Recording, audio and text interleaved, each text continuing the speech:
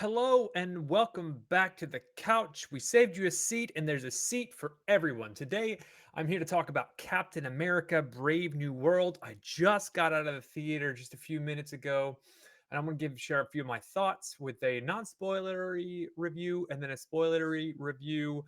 So buckle up. I'll have a little bit of a flashing signal when I separate what's happening here, but sit back, relax, and let's just chat about what's going on here. So, Captain America Brave New World, the 35th movie in the Marvel Cinematic Universe. Um, I'd say it's about a 50-50. It's pretty good, right? It's an action movie. There's some suspense, some pretty cool little espionage, but it's a fun action movie. That's it. Talking about performances, Harrison Ford does pretty well as we love Grumpy Han Solo. Huge fan of Grumpy Han Solo. We talked about that in our trailer reactions. Anthony Mackie does pretty well. He does pretty well. I like his take on the character. Yeah, I like it. I don't love it. I don't love it, but I like it. I like it. And also, well, those are the two really main characters. There's a few other side characters. Uh, Shira or Sierra Haas is in this movie as a character I didn't know about. She's pretty good. And then Danny Ramirez is the heart of the movie, the sidekick character from the other content that he's in with this iteration of Captain America. He is pretty good. He's pretty good. I think all the set pieces looked good. The action sequences were great. The use of the technology that we were already aware of was pretty good. The story beats mimicked a lot of Winter Soldier without copying it. And in my spoiler review, I'm happy to talk about what I mean there. Um, yeah. One of the things that I didn't necessarily like is his weight. Sam Wilson, Captain America's the the gravitas that he carries um, as Captain America, it's a little off. That's all. It's just off.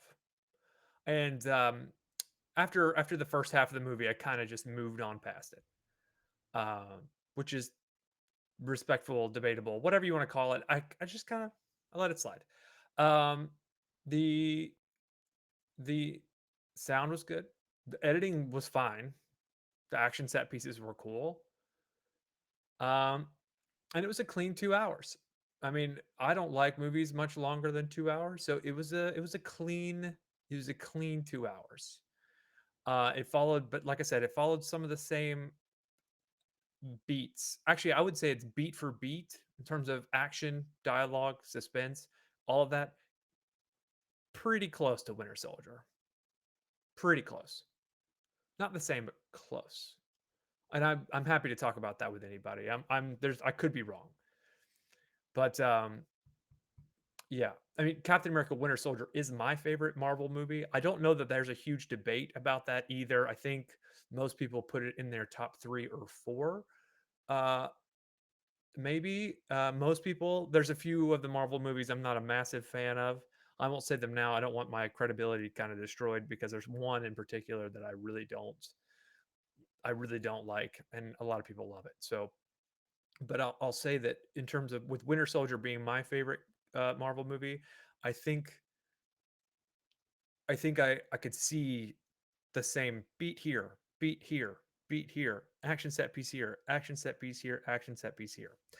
Um, some of the things that are in the trailer, they do mention adamantium in the movie several times. The celestial in the ocean, which they mentioned in the trailer, it plays a massive set piece. It's a massive, massive, massive set piece. And then Harrison Ford is really good. He carries the movie. There are a few scenes with him in it that seem kind of weird, but that could be editing, that could be production, that could be writing.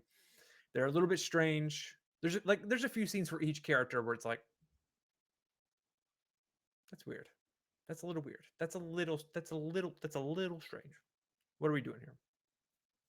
Anyway, uh, that's about all I've got to say. That's non-spoilery. I don't want to give too much away. Um, there's a little bit of Iron Man 2 in this movie. Do I mean that? Yeah. I mean that. There's a little bit of Iron Man 2 in this movie, and I'll jump into that in the spoiler review, also. But yeah, pretty good movie. Pretty good movie. It's not as good as Winter Soldier for sure, and it's not as good as Civil War, but that's really an ensemble piece. Is it better than the first Captain America? No, I don't think so. I don't think so. I would put this one in my bottom half of the 35 MCU films that we've seen, movies, films, whatever you want to call them. I'll put this one in my bottom half, but not too far down. It's not Thor 2, for sure. And it's for sure not the third Ant-Man movie, which I don't know that I remember. So it's in that like 23 to 28 range if I were to rank it, I think. But more on that later. Anyway, let's go ahead and jump to the spoiler review. Okay? Spoiler, spoiler, spoiler. All right, let's talk about it. So I love that they brought back the character, the Black Captain America, the enhanced soldier from uh uh Falcon and the Winter Soldier TV show. I thought that was great. I was concerned that they would add the same level of enhanced individuals to Everett Ross's detail in some way, shape, capacity.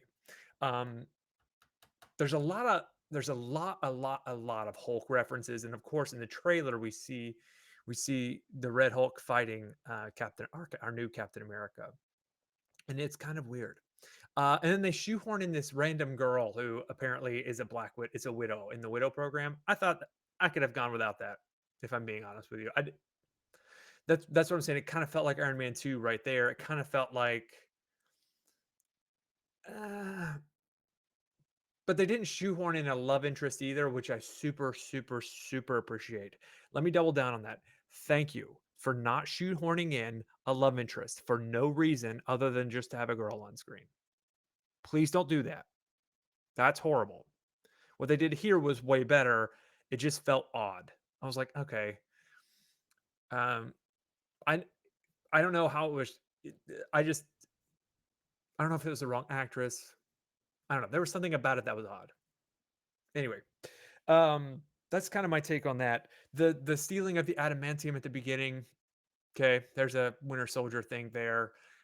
We see a one-on-one fight between I think it's Seth freaking Rollins, but it could be somebody else and our Captain America. And Cap beats him, and it's like, okay, well, I like seeing it enhanced, but they kind of answered that question at the end when they're like, we have someone, you're someone who is to aspire to. Speaking of the end, let's talk about cameos, right? So we had Harrison Ford, we got the main cast.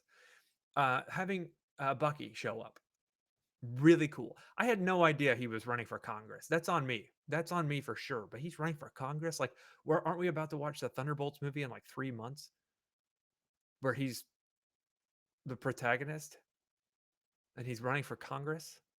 A little weird, a little strange. Um, and then Liv Tyler, obviously very cool.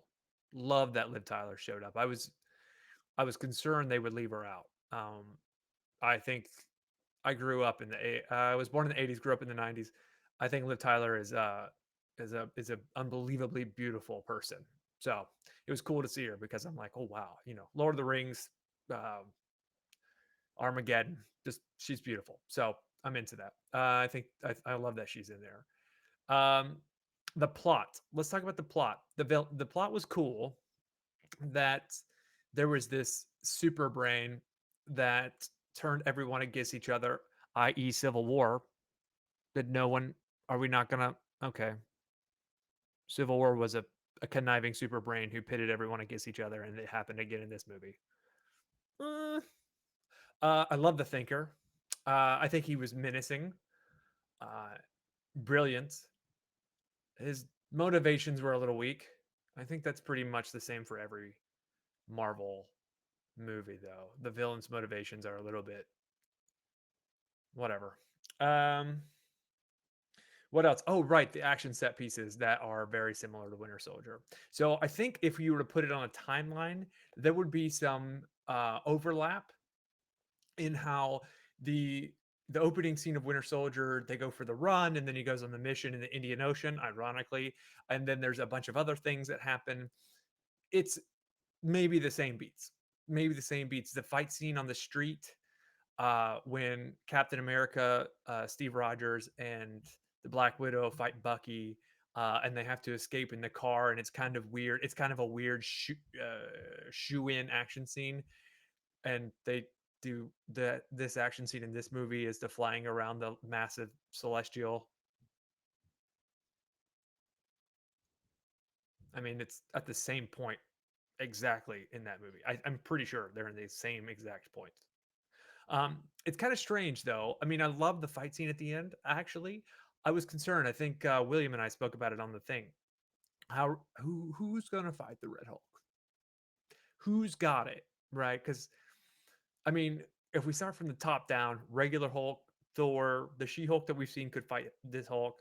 There's a few other characters. You know, I think Bucky would have trouble. But BP would have trouble. Any of the enhanced humans that we've seen would have major trouble, and I was concerned like how are how are we going to earn this, how are we going to earn this?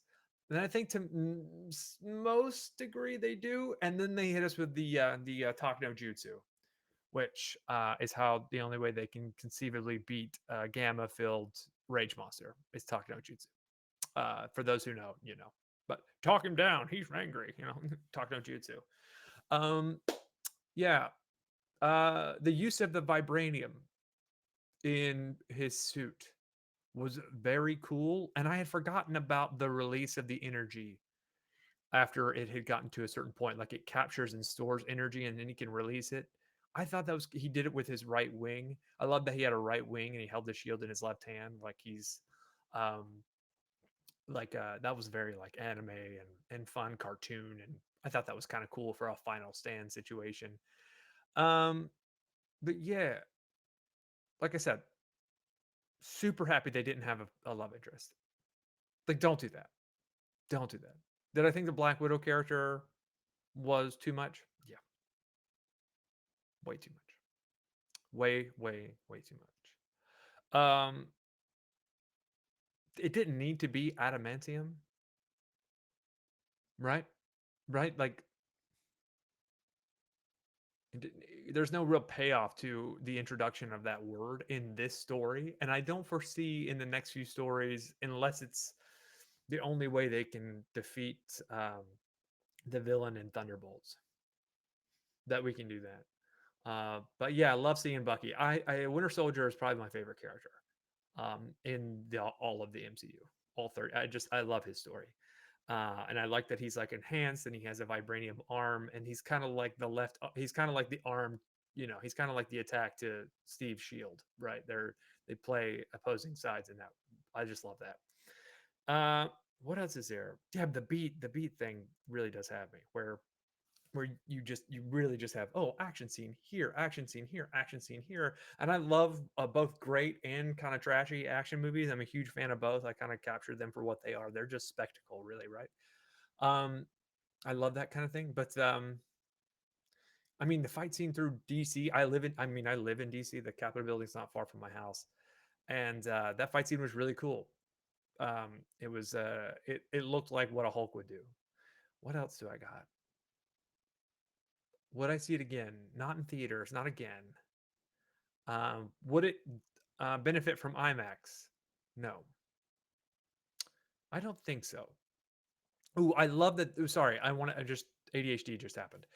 I love they get rid of that white and blue suit as soon as possible. That suit stinks. It was in the show. I remember seeing it in the show, and I was like, "Why is there a Power Ranger here? Like, what are we? This looks like a Power Ranger character," and they get rid of it pretty immediately. Um, but yeah, I thought I thought everything else was pretty good. Was pretty good. It was a little bit contrived to see F-22s fighting against a man in a wingsuit with the vibranium wingsuit is going maybe 700, whatever. Right? It's 20. They're 5 years ahead of us. It's 2030 at the time. Who knows?